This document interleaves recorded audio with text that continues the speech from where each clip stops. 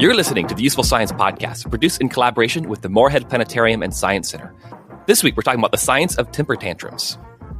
Useful Science is a website where we post one-sentence summaries of scientific research relevant to your everyday life. On this podcast, we bring on a rotating panel of our science contributors to pick out a few items from the Useful Science archives and dive deep into them.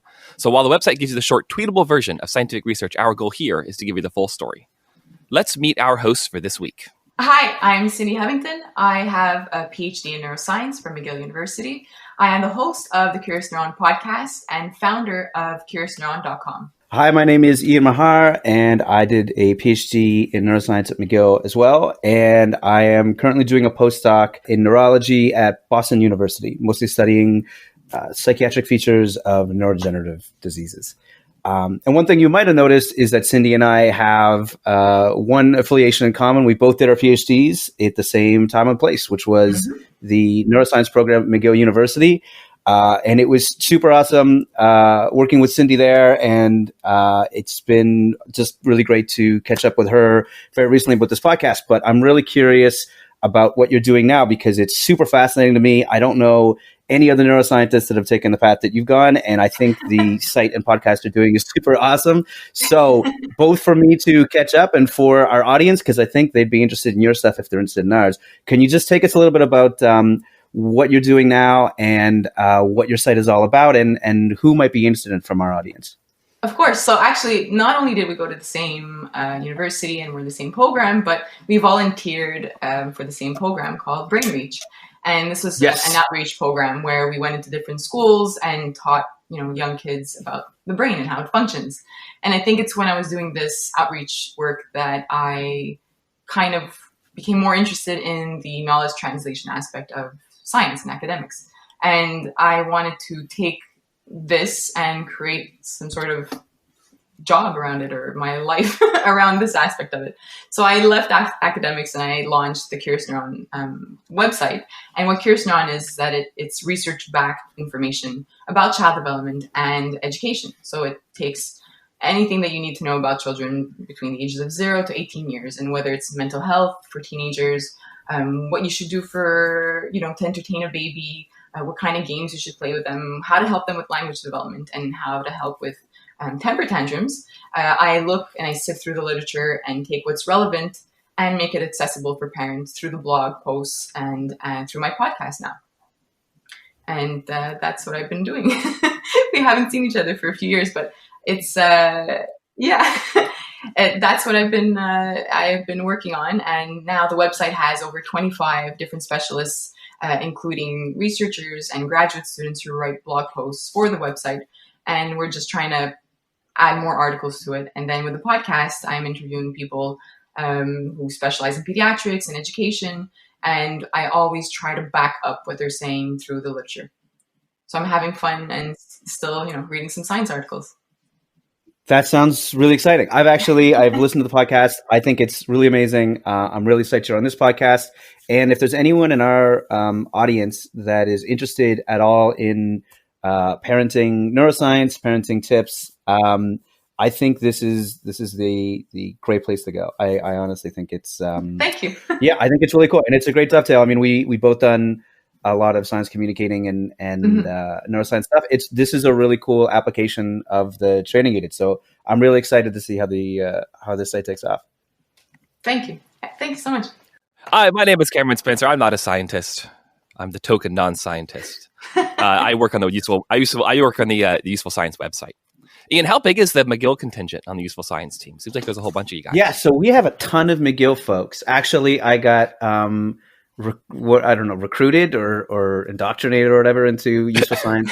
When I was doing my PhD a super long time ago. So Maurice, who is our head person probably at this point, she comes from McGill. I think Jan, who is the founder of Useful Science, he was affiliated with McGill.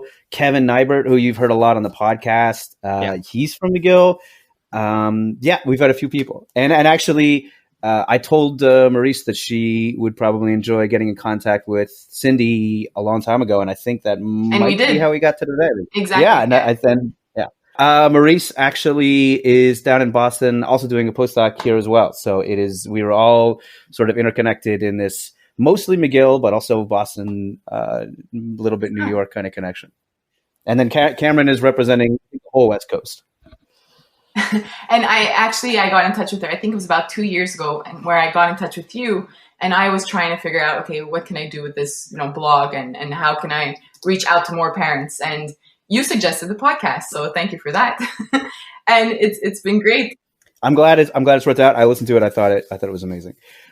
So it's great that we have an actual expert specifically in the topic today, because if for anything in the discussion, we are going to defer to the parental neuroscience expert as opposed to me trying to apply my neuroscience knowledge in a field of developmental stuff that I don't have as much experience. So I'm really glad that we have an expert on the show. Well, shall we dive into the article then, Ian?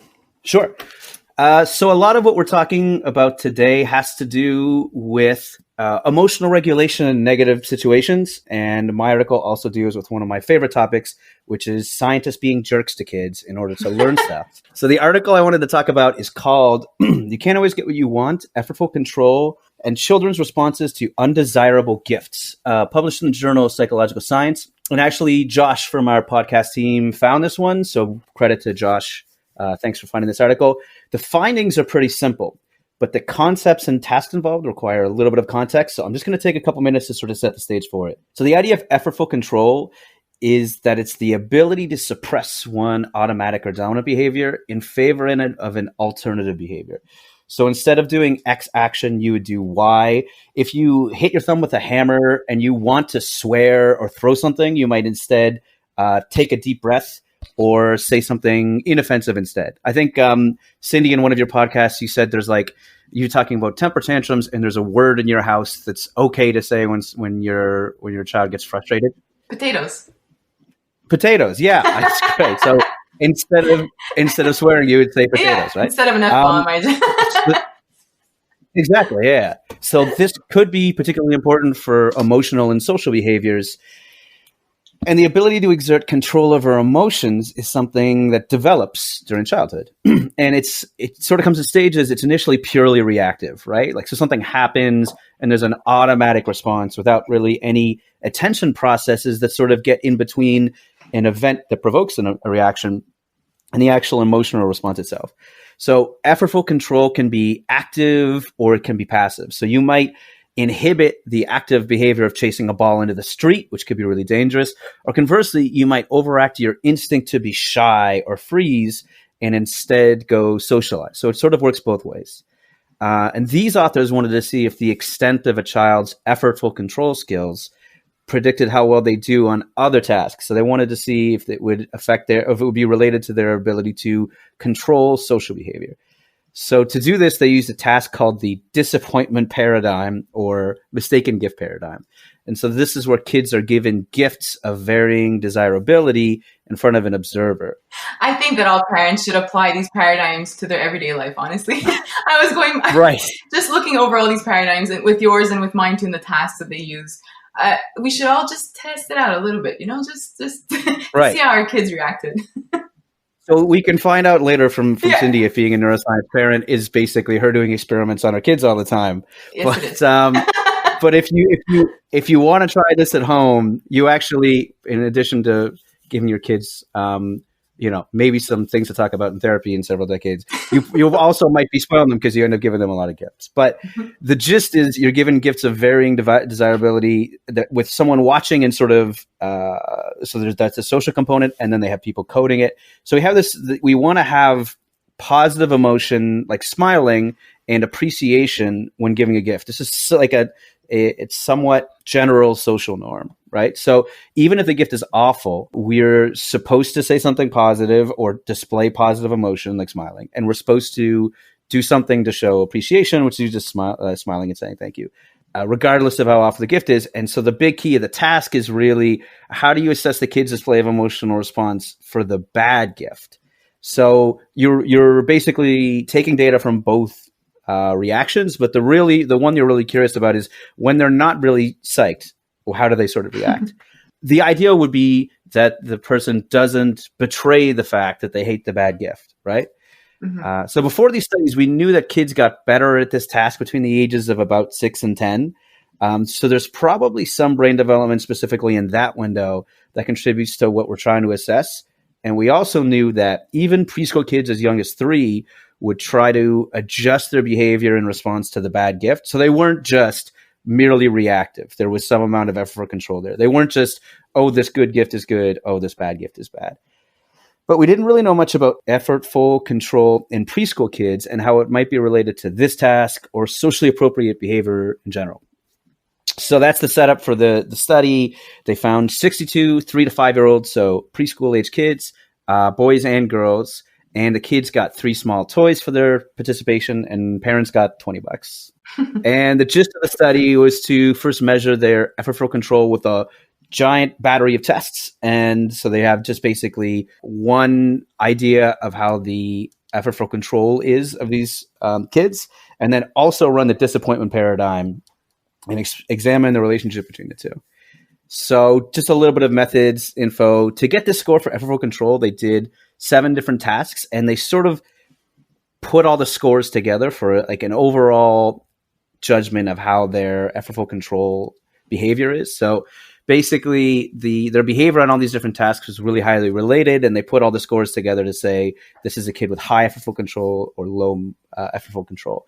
And they're all motor tasks. So this is basically how they're moving or controlling their body, because that's the most relevant sort of observable behavior. So they had to sort of initiate or suppress or slow down a motor activity in each of these tasks. And I won't go through all of them in a lot of detail, but just to give you a rough idea, in one of them, they had to walk along a line of tape as slowly as possible instead of running through the task. So if you put a kid on a piece of tape and say, go to the end, they're immediately just going to want to accomplish it, right?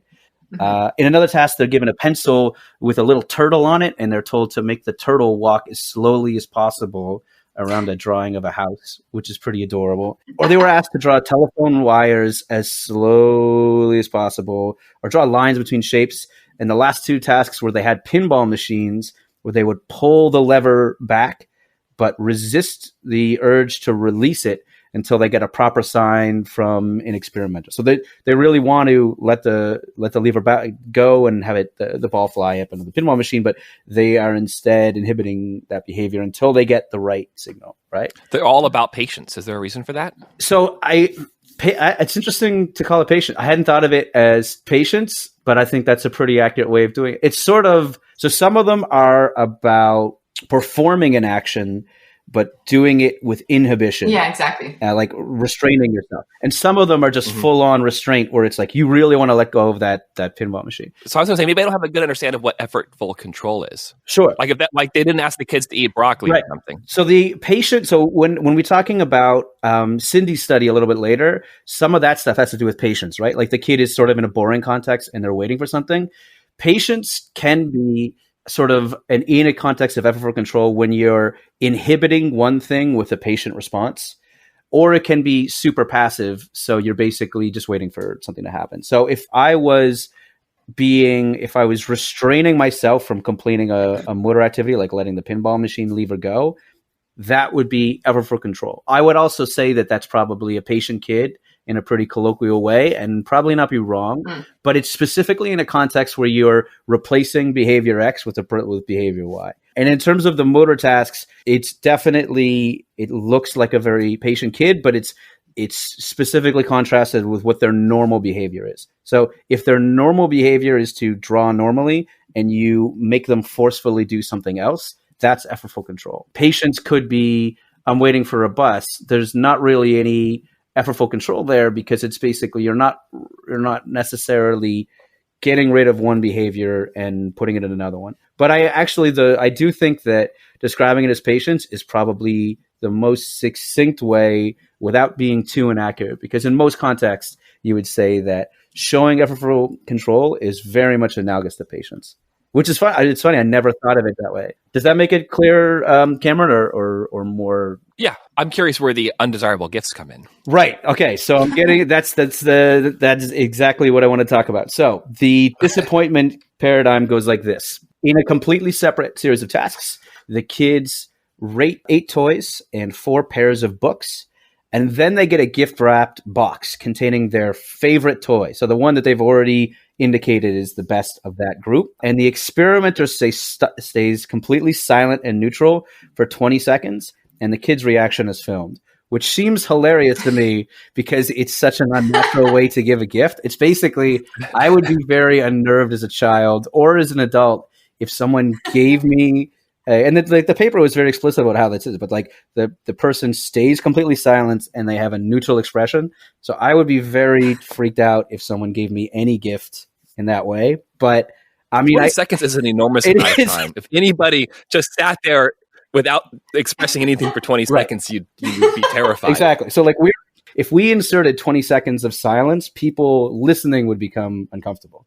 But if there was a neutral face person at the other end and they'd just given you a book that you said you liked, it would be weird. But I think this is they're trying to control for variability in the experimenter, which is good methodological instinct at least. So that's try to keep it consistent. But it is it's weird to imagine.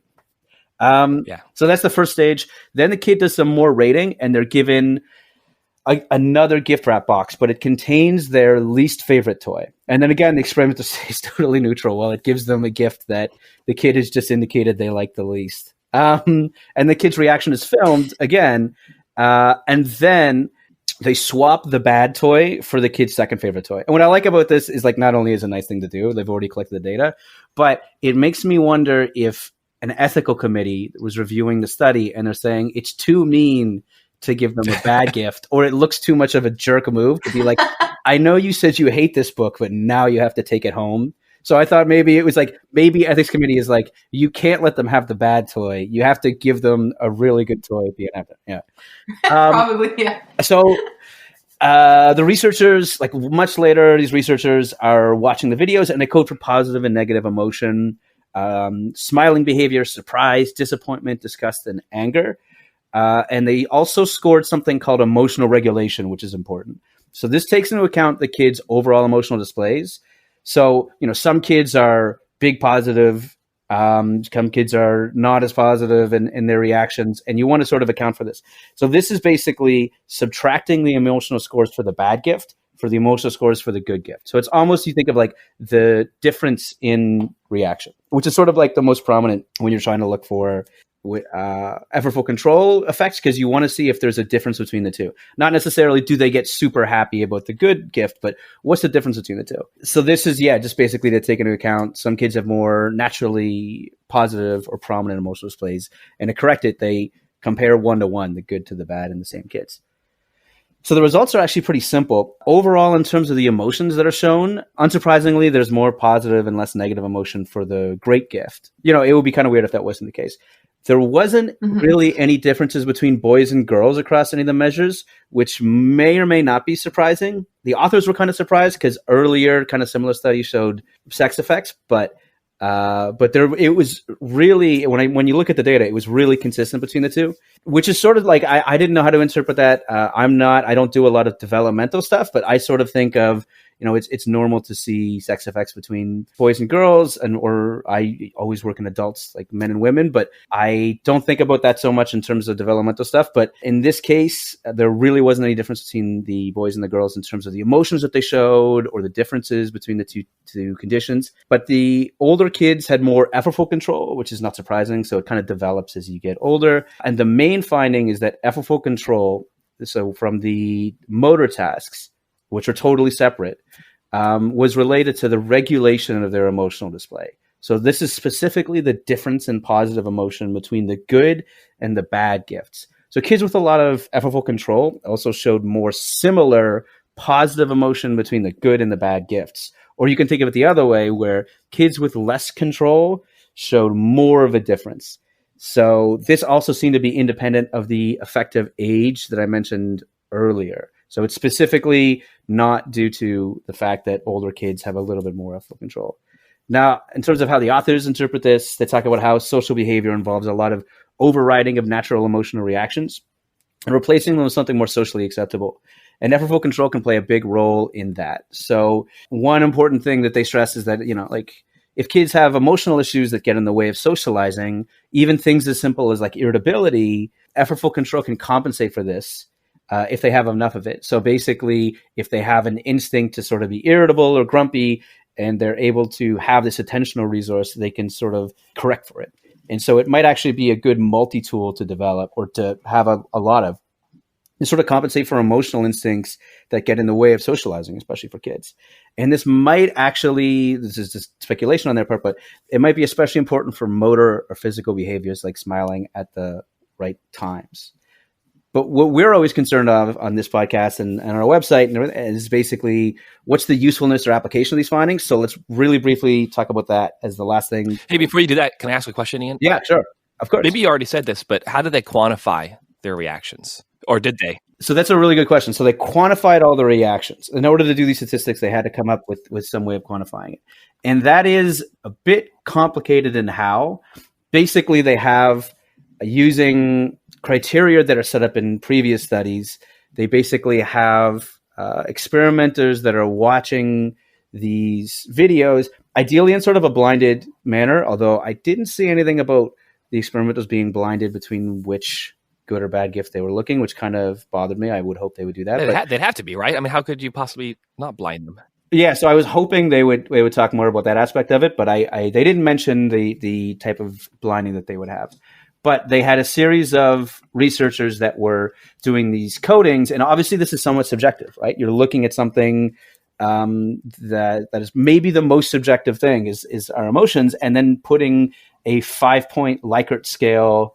We had a previous discussion about if it's a Likert or Likert. I'm probably getting it wrong. Likert scale thing where you're basically saying this is a 4.3 in terms of their smiling behavior or things like that, right? So it is obviously something subjective, but the important thing to keep in mind is, they, across a lot of these studies, they try to use relatively common criteria.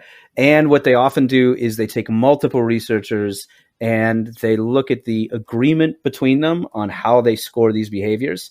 And what they found was that the ratings were very consistent between them. So obviously, if you're saying, this is just a person making judgments about a video, maybe they're not doing a great job of translating that into numbers. I totally understand and to a certain extent agree with that criticism. But to whatever extent you're able to take something abstract and convert it into something quantitative, this is a relatively well accepted and validated way, and that they're having multiple people look at their behaviors, and they're quantifying the agreement between them, and it seems very high. So it's definitely not perfect, but it's very common. Yeah. Well, it's consistent. Yeah, it's very similar to what they did in my study as well. And just to answer your question, Cameron, I think it's because of what they're assessing. It's kind of, they don't have many tasks that'll give them a value, right? So they seem to use these 4-point scales or 5-point scales to quantify what they're assessing. And the same thing in my study, they had many observers to score the kids' reactions. I think it's common in these types of studies. Yeah. Yeah.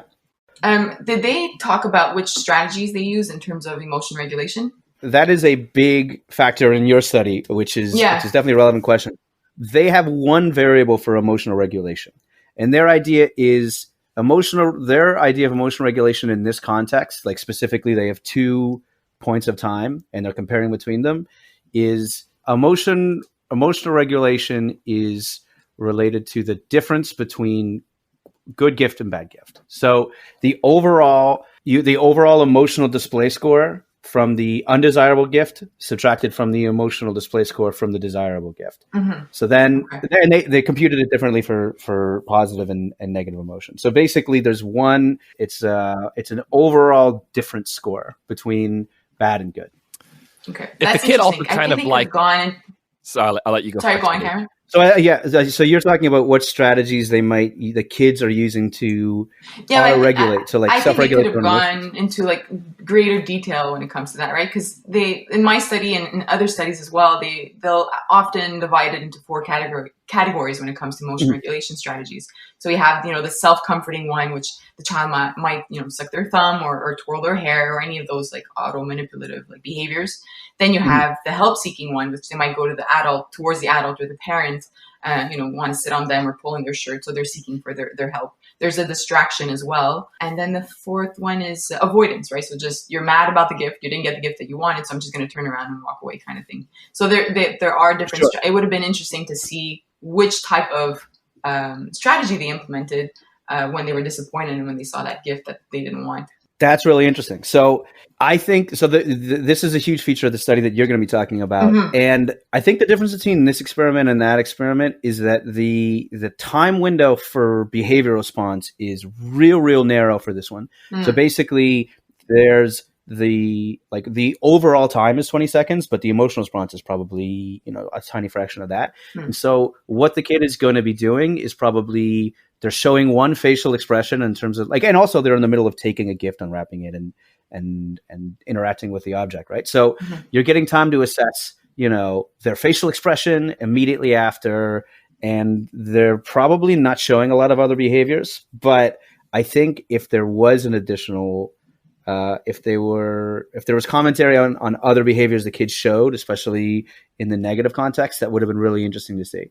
So for this one, I think that there's just not enough time to really for kids to even do any of those strategies. Self-reassuring. I would be really surprised if the kid got a sort of a bad gift and then started, I don't know, doing reassuring behaviors to themselves just because they don't have enough time.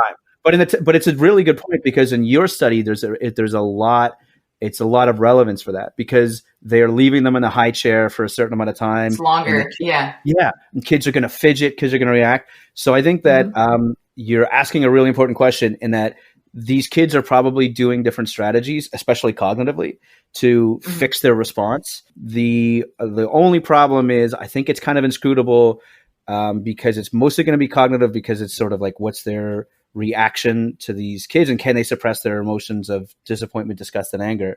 But they also, it's so quick that they're either, it's like a binary smile or not smile, binary show disgust or not show. And I don't know if there's enough time for them to also be showing these other behaviors. But I think it would be really cool to see if they also did that other stuff within the 20 seconds. And did they mention if the parents were in the room with them?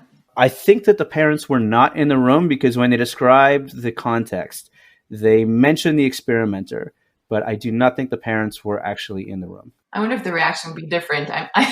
I'm just thinking of having, you get a gift that you don't want, and if your parent is there and you've been raised a certain way, or there are certain rules in your home, and you see your mom or your dad looking at you, then you better smile. Yes. You better. I'm thinking of the way I was brought up too. Right. It doesn't matter what it is, you're going to smile at that gift. Right. So exactly. Yeah.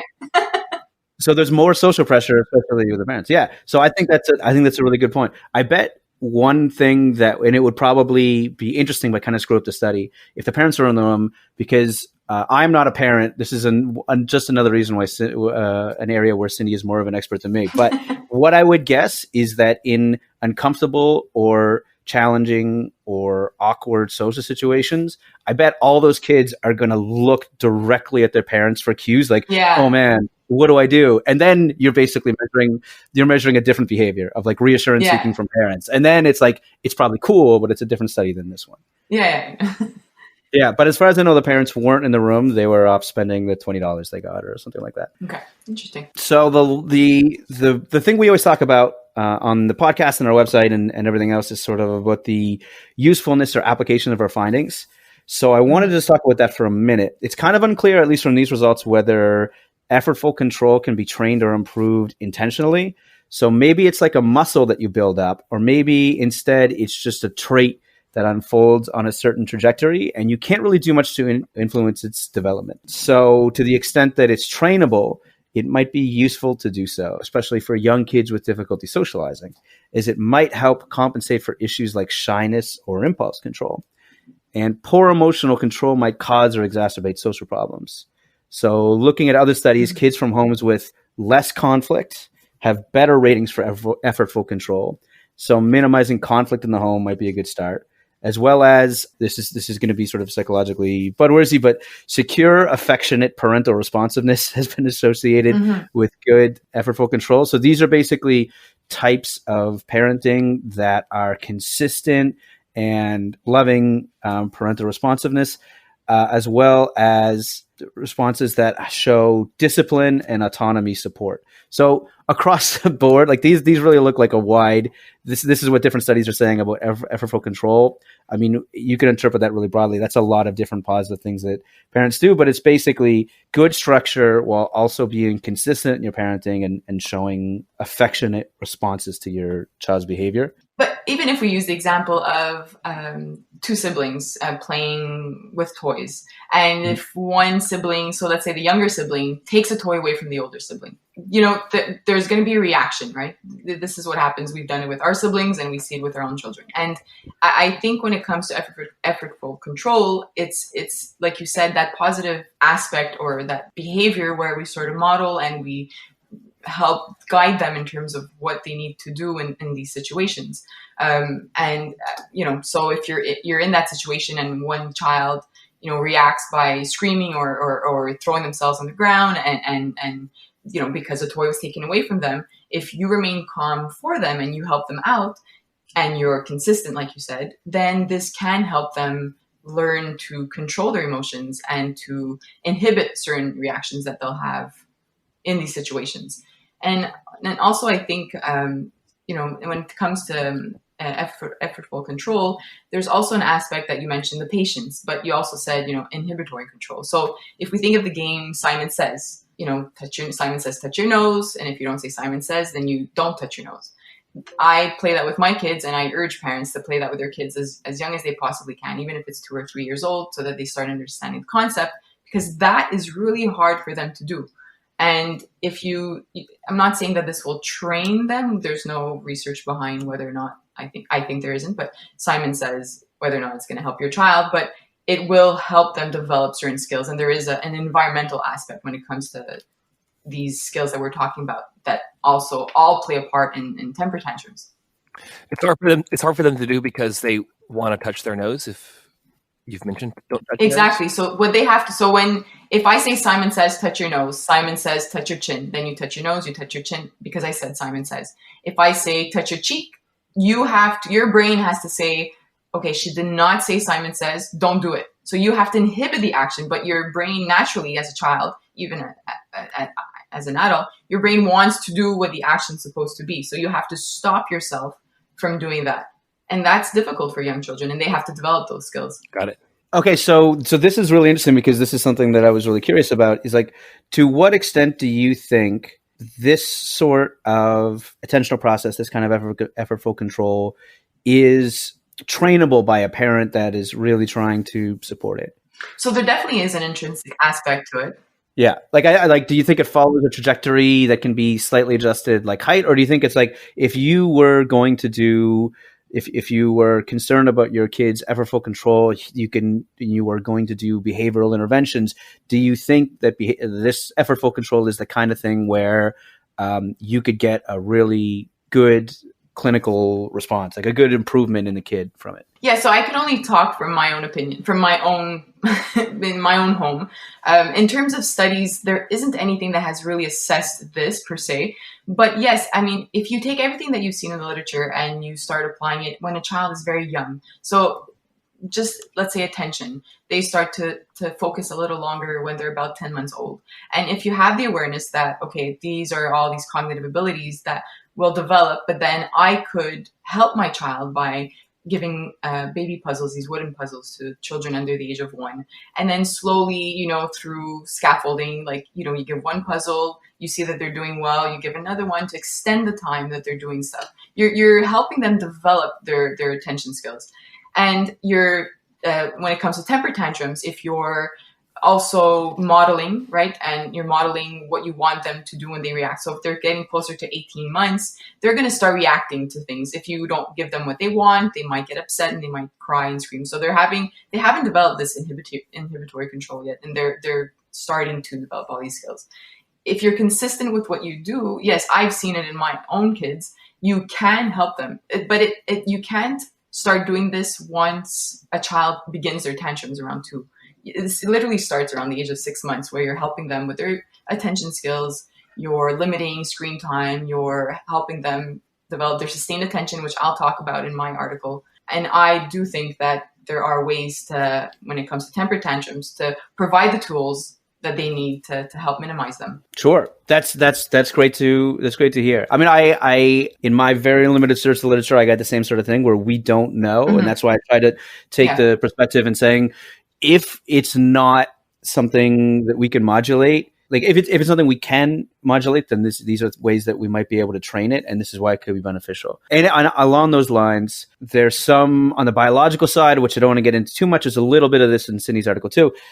But there's evidence that attention processes like this are regulated by dopamine and structures like the anterior cingulate cortex that develop a lot really early on, specifically in this age period. So if your child, for the listener at home, has serious attentional problems, it's worth at least discussing things like this with your doctor for attention helping medicine, because it's something that's relevant for a lot of kids. And Cindy also has some podcast episodes that you can listen to about that. But on the other hand, like Cindy and I were just talking about, if this is something that we can't really do anything about, these findings could also be useful in guiding parental expectations and adjustments around whatever the effortful control is. So, for example, effortful control is related to age, so it's important to manage your expectations differently based on the ages of your different children.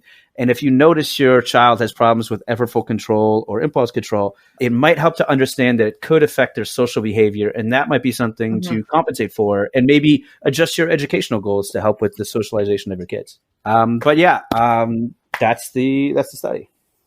All right, Cindy, let's move on to your study. Yeah, so I think the interesting link that I like between my study and Ian's study is, well, obviously the question that I brought up before was, in terms of the parents and what role do the parents have in these skills and these behaviors.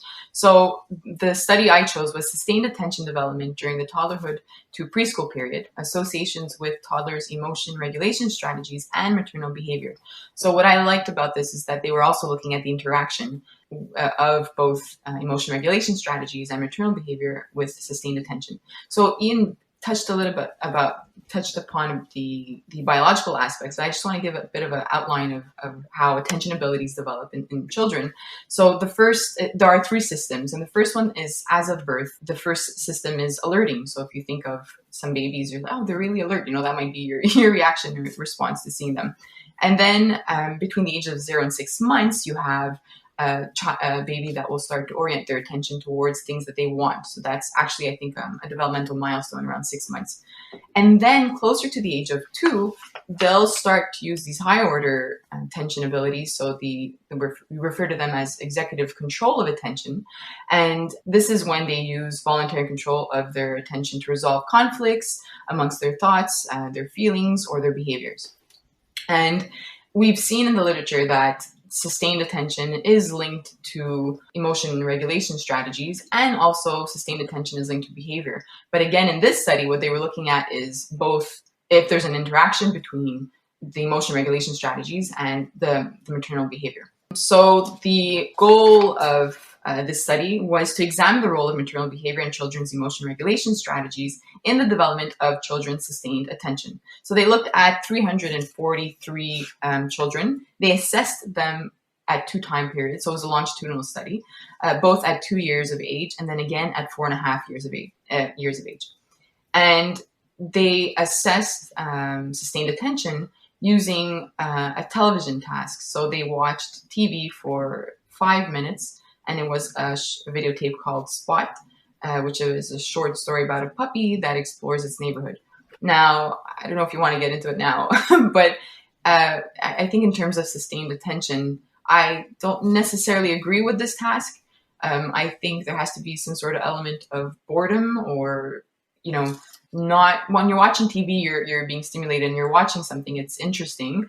But if you have to look at, for example, an image of a bird on a screen that doesn't move, and you have to look at that for 5 minutes, it would have been different than watching a show about a dog named Spot. So that's really interesting, because I had the exact same response, and I thought it was just me being ignorant about paradigms that work in kids. Because I don't know in an experimental paradigm what attracts kids' attention enough. But they had a really interesting task, which I thought sort of reflected the kind of thing that you said would have been better, which was this high chair task where they can't move and they can't really do anything. And I was thinking that would make anybody bored, especially if they're a kid. But the task that they repeated at the 2 time points was watching a video and seeing their behavior. And I think that most kids, like the whole point of videos like that is they're designed to attract and keep attention. Exactly.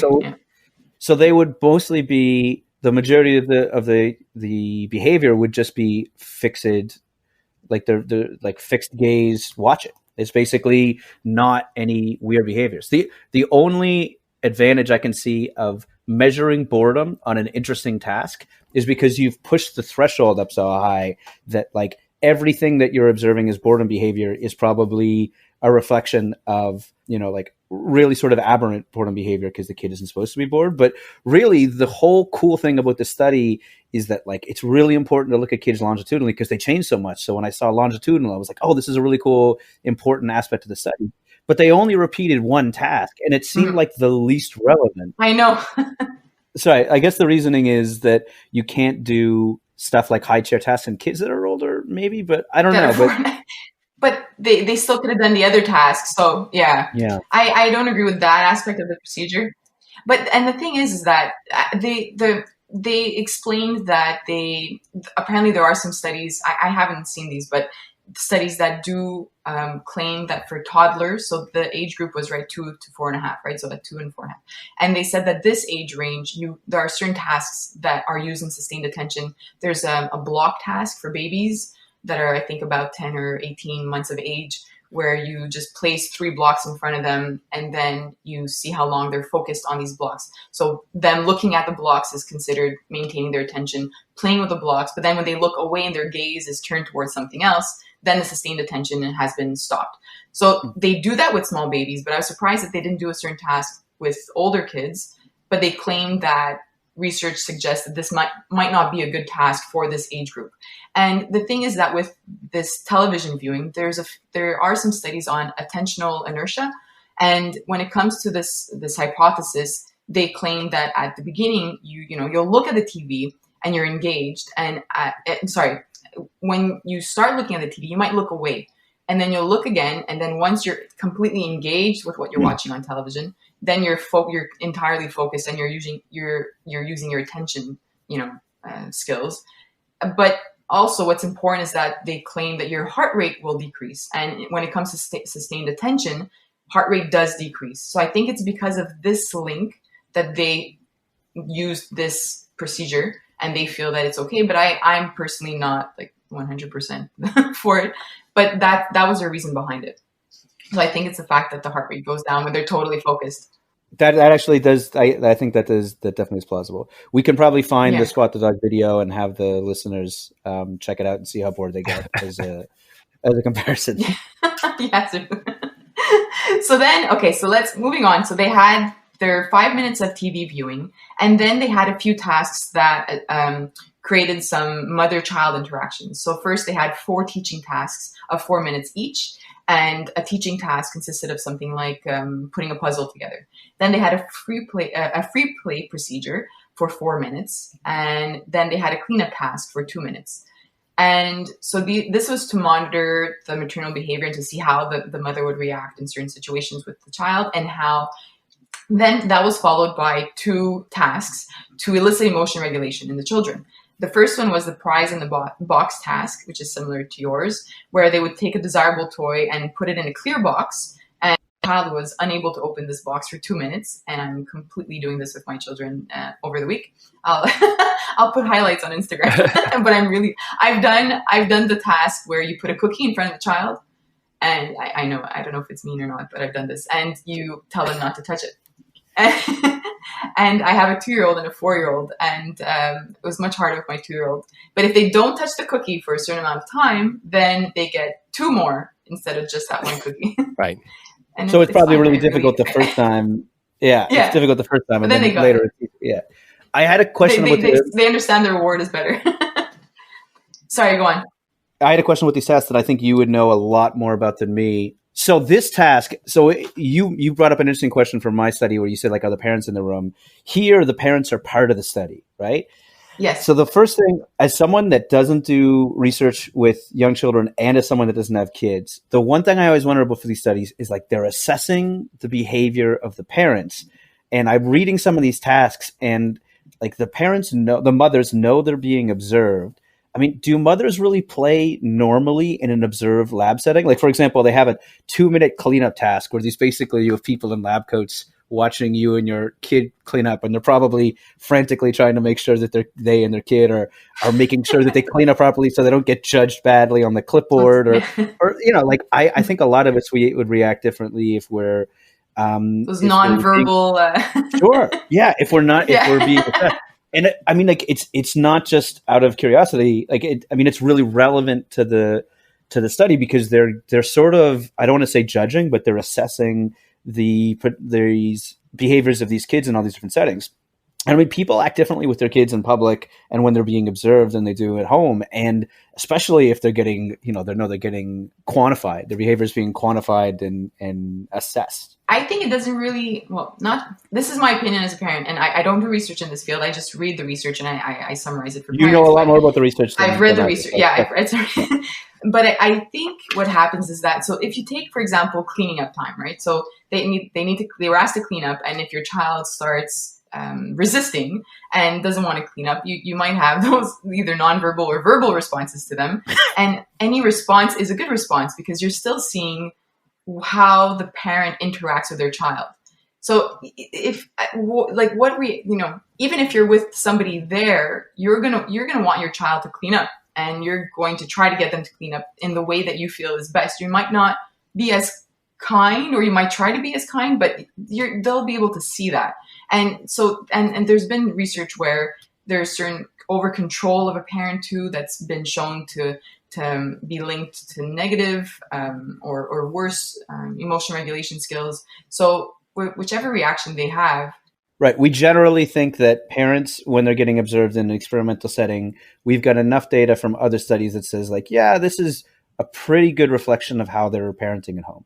Yeah, I think especially in that cleanup play, and when they're playing, I agree with you when it comes to free play.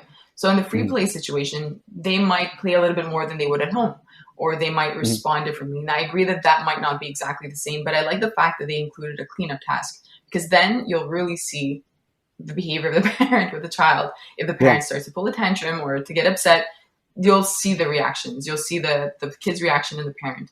But then also just when it came to their design to elicit emotion regulation strategies, so they had the prize in the box task, and then they also had the high chair task, which you described before. And for the prize in the box task, the parent was asked to have limited interactions with their child. So I think that was a good way for them to remove that sort of interaction. And then in the high chair task, they were allowed to interact with their child, right? Because what happened is that if a child during these two tasks cried hard for more than 30 seconds, they stopped the task. So they stopped doing it. So I think there you'll see a bit more of how the parent reacts to certain situations. Great. Yeah, no, I think that's a really good point. That totally addressed it. Yeah, I think that those are really good points about how they control for maternal and kid behavior in experimental setting. So then after they measured maternal behavior, so there were 6 mother-child interactions. So there's warmth, positive affect, which is when you display positive affect and warmth towards your child. Sensitivity and responsiveness, which is being promptly and appropriately responding to your child's bids for your attention. And over control, intrusiveness. So this is when you're exerting influences toward completion of the child's activity, or just trying to structure or provide structure to their environment. And then when it came to emotion regulation, I mentioned them before during your study, but basically self-comforting, help-seeking, distraction, and avoidance. These were the 4 categories that they were looking at and when it came to the children. And like you said, sustained attention was what they measured before at 2 years and at 4 years old. And so what I liked about this is, so now at 2 years old, what they found was that a child who used the strategy of avoidance or this technique, this was negatively associated with sustained attention. So the more you use this avoidance technique, the lower your sustained attention skills were, according to the way that they measured it. And a child who used the help-seeking strategy, had a higher level of sustained attention. But and then the third one was that maternal behavior of over controlling was also negatively associated with sustained attention. But what I really liked was, again, the interaction. So what happens is that if you have a child who uses, let me say that again. If you have a child that uses low levels of distraction, so distraction is considered also a good strategy when it comes to emotion regulation. If a mother complements this with warmth and responsiveness, so this interaction, then that's correlated with high levels of sustained attention, higher levels. So that's what I liked about this study, the fact that they looked at the interaction. So if you have a child who's using strategies that are not working for them when it comes to emotion regulation, you can fix that and help them by providing that warmth and responsiveness, which is something that's across all studies when it comes to the role of maternal behavior, or it's always maternal behavior, but a parent's behavior around their child. So if we're talking about the interaction between the parental, so like, I guess the maternal strategy and the child's coping strategy, which I think you're totally right, is one of the strengths of this, is that they're really looking at the interaction. Can we say something more general about whether these coping strategies for the kids are not necessarily helpful or aversive? They're not necessarily all or nothing, good or bad. It's more important to consider the parent's response to what the kid's doing, as opposed to what the kid's doing at an absolute level.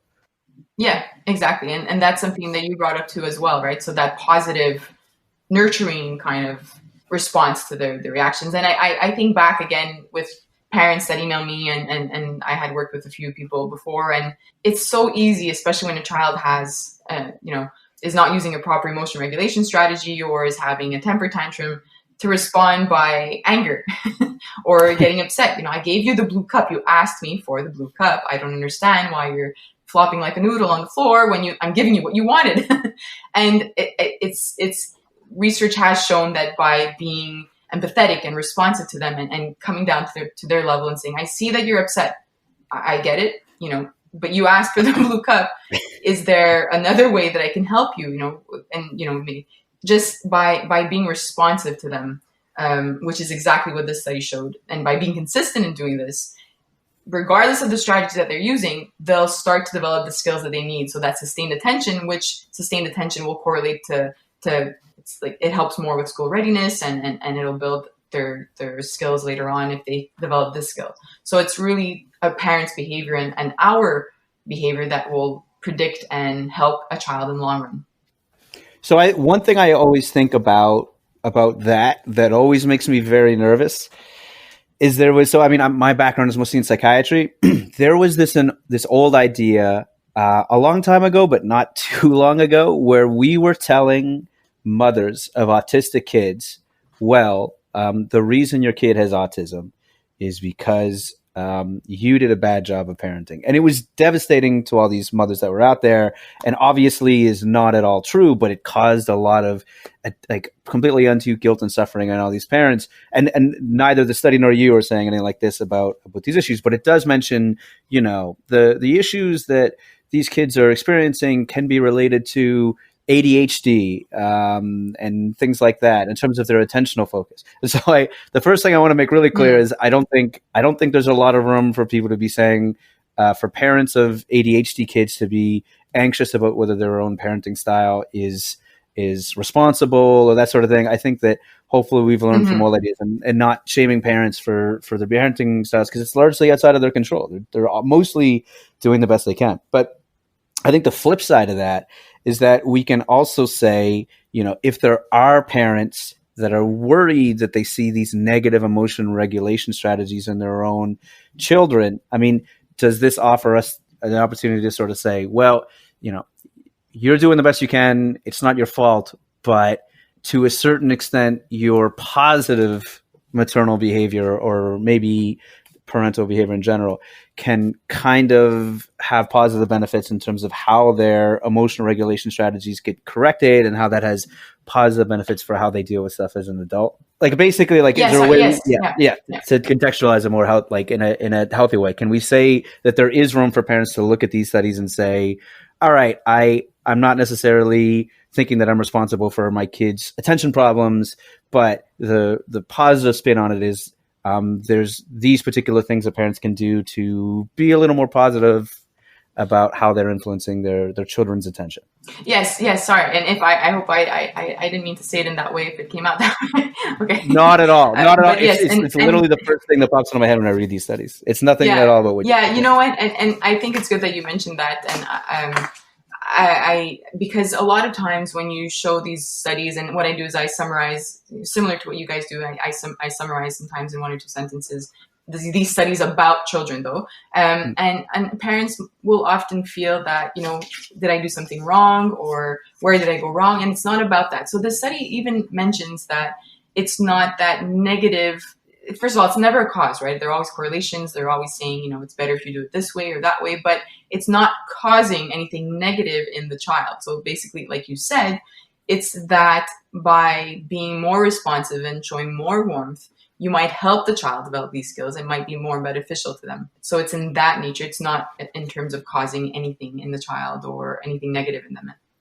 As you said. Yeah, I think that's a great way to structure it. I mean, if I was doing this kind of research, I would really worry about, because parents have so much anxiety about making sure they're doing everything perfect. I would worry a lot about parents reading this and hand-wringing and thinking, oh, I'm not doing everything right. But I think the way you put it is beautiful. That it's more about like, what's the positive way you can do, as opposed to worrying about the possible harm you've done inadvertently. And you know what, especially when it comes to temper tantrums, I mean, when it's the 6th temper tantrum that your toddler has in a day, you're at your wit's end as well. And if you haven't slept because you also have a baby, and I'm speaking about myself, but if you have, you wake up every half hour all night and every hour, and then your child has 6 temper tantrums or whatever it is, of course you're not going to respond with warmth and responsiveness and whatever it is. You're going to respond with anger because you're tired, and our own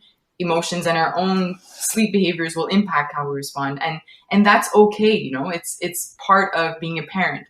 And I think the biggest take home of all this is, I think in one of my podcasts, I gave a 70% number saying that if you could be, if you can do this 60 or 70% of the time, that's good enough. You won't do this every single time. You will not respond to your child the same way every single time.